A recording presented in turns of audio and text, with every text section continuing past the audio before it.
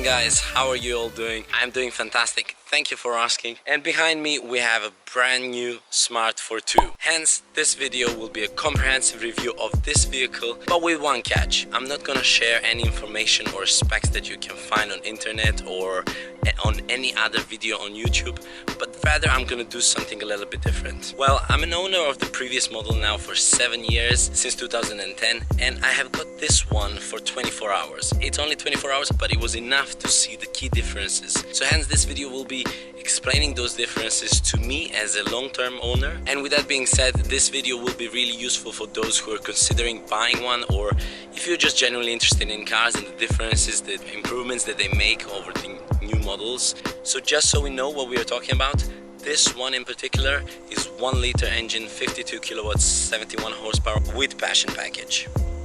So first off, let's start with the key difference. I think the main difference that everyone was really looking forward to in comparison to the old one, and that is a gearbox. In this particular model we have a double clutch gearbox which works much better than in the previous model. With that change we finally now have the PRND gear lever, and that is just giving a feeling of a real car. The old one was like A, neutral and reverse, and that's about it. Plus and minus, that's it. Also noticeable change is when you put it in drive and you let off the brake, the car starts slowly going. Whereas in the previous model, it was just holding back the brake for a while and then letting off, and it could go back or forwards, doesn't matter. We finally have P for parking, which is great. You don't have to pull the handbrake to stop and park your car. We now also have 2 driving modes, Sport and Eco, which you change with the press of the button.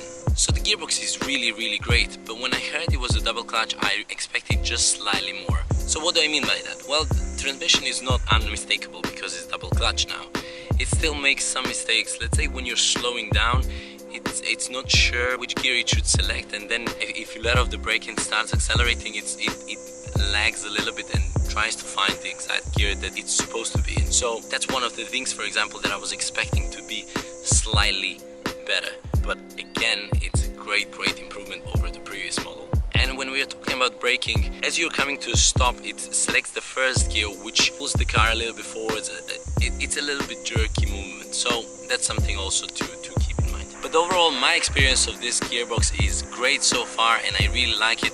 Upshifts are really fast and clear as they're supposed to be, and then we have the downshifts, which are a little bit slower. So let me explain that. So for example, in the previous model, when you want to downshift, if you press the throttle a bit, the downshifts will be much faster than if you just click minus. So in this one, it just downshifts much faster without that throttle. There is no difference whether you give it throttle or not when you're downshifting. So in that sense, downshifts are nice, not much faster than in the previous model if you give it that throttle, but upshifts are much faster, and that is huge improvement. Well done for that. And then the next big change and improvement is handling and steering. So now in this particular model we have the multifunctional steering wheel, which has the buttons to control obviously the display in front of you, the computer in front of you, the music, speed limiter and the cruise control. But what it really matters is what that steering wheel does really. So from my experience for these 24 hours is that this steering is slightly more direct than in the previous one. Handling during this high speed is much better. You're feeling much more confident when you're driving. When you're coming into the corner, it doesn't body roll as much, which is a really big thing for me, because in the previous Smart, when you're going into the corner, it really body rolls, but still the suspension is so stiff. When you hit the pothole, you really hit it, just like bam, that's it, and you think the half of the car will be gone. Whereas in this one, when you hit the pothole, it's not a hit. It absorbs the hit, and the dampers do their job or slowing down the hit and not transferring it into the chassis. And then we have the motorway in the higher speeds.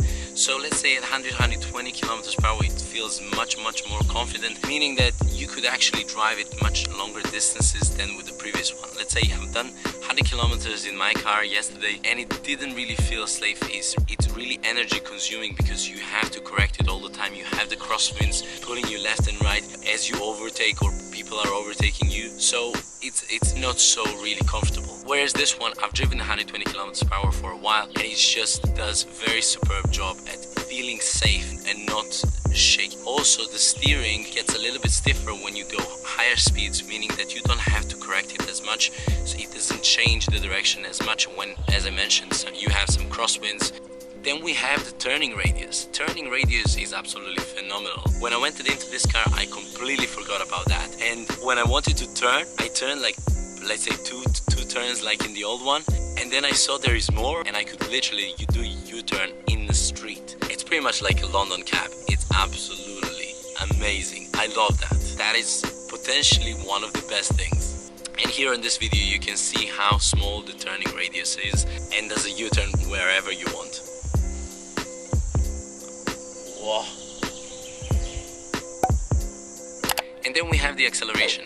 So the feeling that I got is because the gearbox is so much faster and upshifts are so much faster, the acceleration is much more linear in comparison to the old one. Old one is jerky, and obviously you can drink a coffee while it's changing the gear. We all know that, but still it feels to me like I was expecting it to be a little bit faster, but I think that's just a subjective feeling because the shifts are so much faster, and then you're kind of expecting it to go faster and you don't have that feel of changing the gear and you're like revving it and all of that as you did in the previous one. So here it's much more, I guess, effortless. You still need to rev it, don't get me wrong, you still need to rev that small engine. As I mentioned, we now have sport and eco mode, and in sport mode, if you're driving, let's say on a flat, it will keep it at 3000 RPM in a given gear, making sure it's ready to accelerate whenever it wants. Talking about acceleration again, it's really accelerating after 4000 RPM in my opinion. Until then it feels a little bit slow. When it really shines is above 4000 RPM, which is pretty much the same thing as I have in the previous one. You really have to rev this small engine to get it going and moving and accelerating, but that's the name of the game. And there were two instances when I really wanted to overtake someone and I pressed kick down, but it really didn't do something which I wanted. It didn't rev it as crazy as I wanted. It kept it at 3000 RPM, meaning that it needed to go slowly and didn't accelerate as fast as I really needed, and hence I didn't overtake the car in front of me.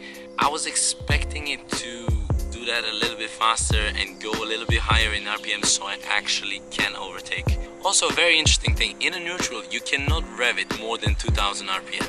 And it's a bit sad, come on, you need to rev your Smart when you're on a traffic light and show off a bit, right? So at least 3000 RPM would be useful.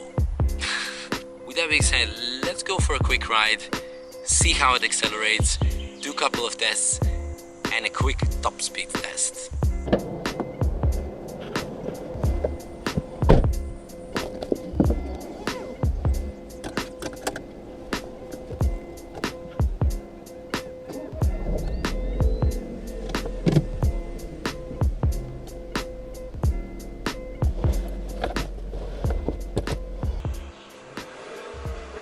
That's it.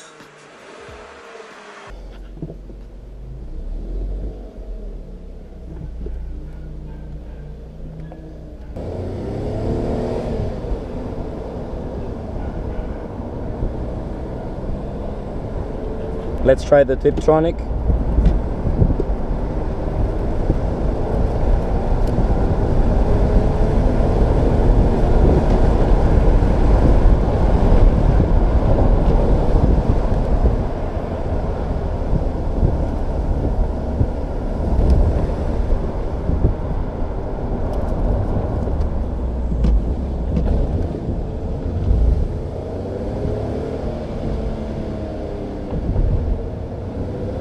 This is full throttle.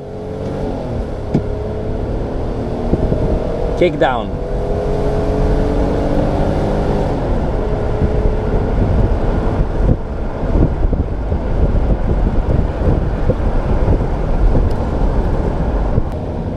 Oh my god, such a good grip. And such a fast gear change.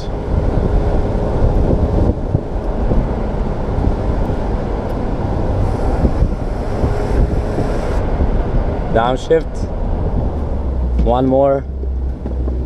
Oh my god, I would never be able to do this in my car.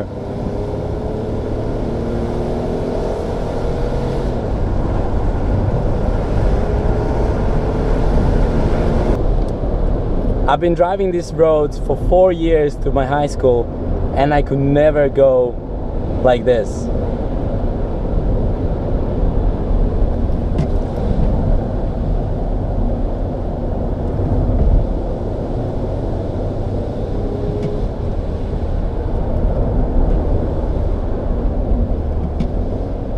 Kick down.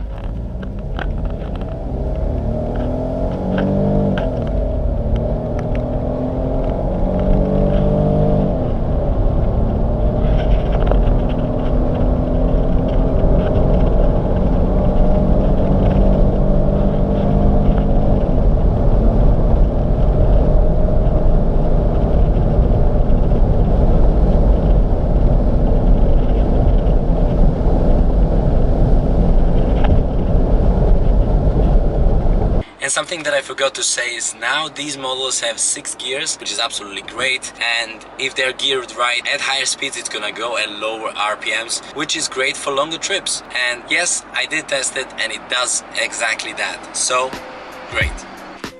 We've talked about the fact that it takes the potholes much better, and that is partially due to also bigger wheels, bigger diameter wheels. They're still 15-inch rims, but the sidewall is a little bit larger, giving the bigger overall diameter. Braking is better in my opinion. It brakes better, and the feel of the pedal is a little bit softer, meaning you have a better feedback rather than on the previous one. It was really hard and you really needed some time to get used to it. When you go from a normal car back into the Smart, you needed some time to get used to it. This is like a proper automatic car and you have that great feel as you press. It's nice and now let's move on closer to the car so I can show you some of the differences, which are both outside and inside. First off, doors. Now whoever had an opportunity to close doors on the previous Smart, they will know that it's really weird experience, as in a sense that you never know whether you should slam the doors or not slam the doors, and they sometimes make really unpleasant sound when you've slammed them. So let me explain what that is all about. So, well, firstly, in the previous Smart, the air pressure that builds up inside when everything is closed doesn't let the doors to close. So the air has to escape here and doesn't let the doors close. So when the windows are open, you really, if you close it with the same force, you're just gonna slam the doors. It's not gonna sound nice. Whereas here, let's have a look. So that is it. That is closed, and that is such a big improvement. Without saying much, I'm just gonna open and close these doors a few times, and then on the older vehicle as well. So you make a judgment.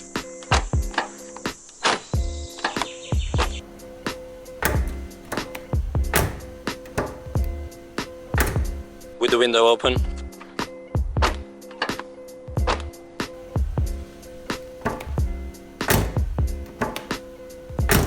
As I mentioned, still this is a very small car, so you still have that air build-up pressure, but still you close it much more easily than in the previous car. Everyone who is closing the doors on the previous model for the first time, they will need to close it like 3 times, making sure they don't slam the doors, but at the same time, it's weird that you have to slam it that much. So yeah, it was just weird. And then moving on to the interior. So firstly, we're greeted with this steering wheel. I really like the design. Piano kind of plastic, and really pleasant place to be in. On a startup, we have this cool feature when the dial goes all the way to max and comes back. That is something that I really like.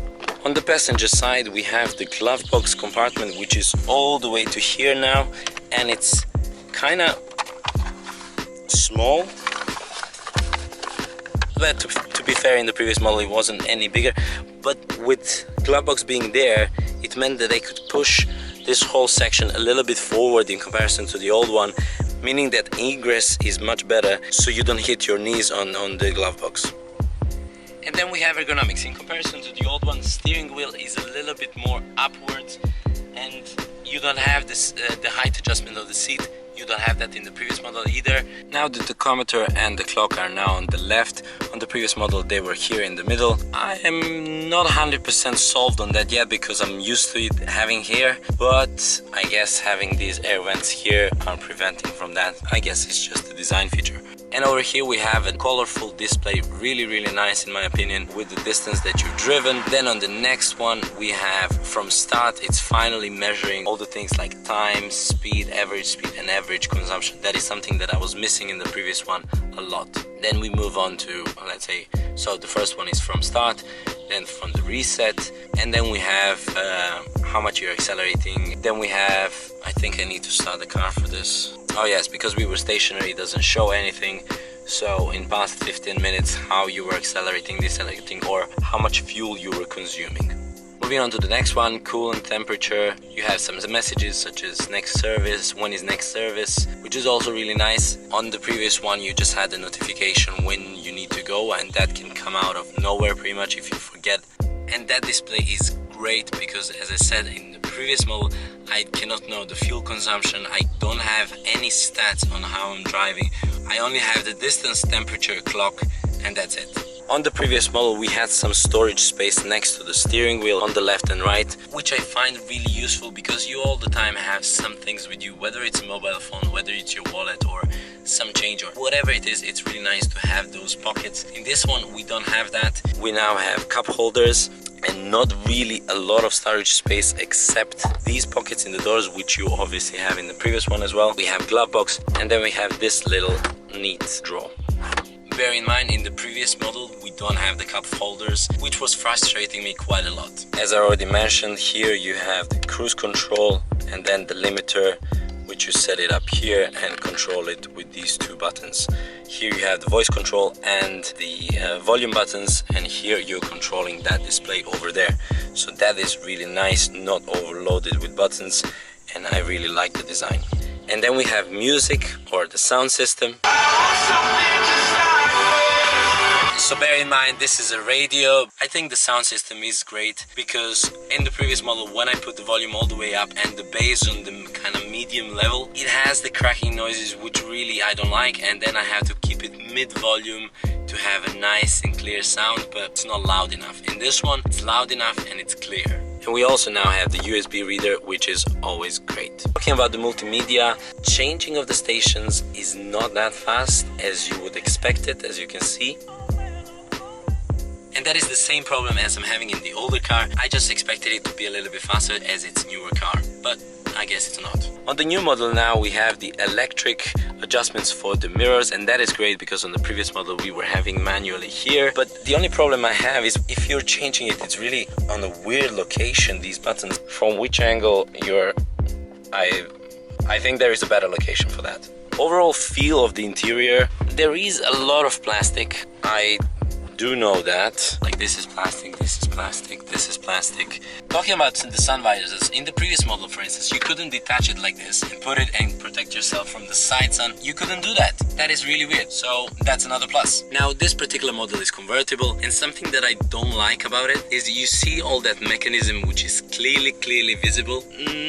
I'm not 100% sold on that. When you're putting the roof down, that is the first step to there. When you want to put it even lower, it goes all the way down. The problem is you don't have any limiter there when you're putting your stuff in, and then you can sort of easily crush your things without knowing that it was in the space of the mechanism and the whole roof. Also on this one we have the normal two-step switch, I guess. So 1 and then 2, and then it goes all the way down. Strangely enough, that wasn't the case in the previous one, where on the driver's side you had one step, but when you press that one step it goes all the way down or up, but then on the passenger side it doesn't do that. You have to hold it. It was a little bit weird. So here it's two-step, it does the job. Great. And then we have the design of the key fob. I must say I'm not a big fan of it. I prefer the old one because the old one is funkier, it's round and the buttons are nicer, but that's just my opinion.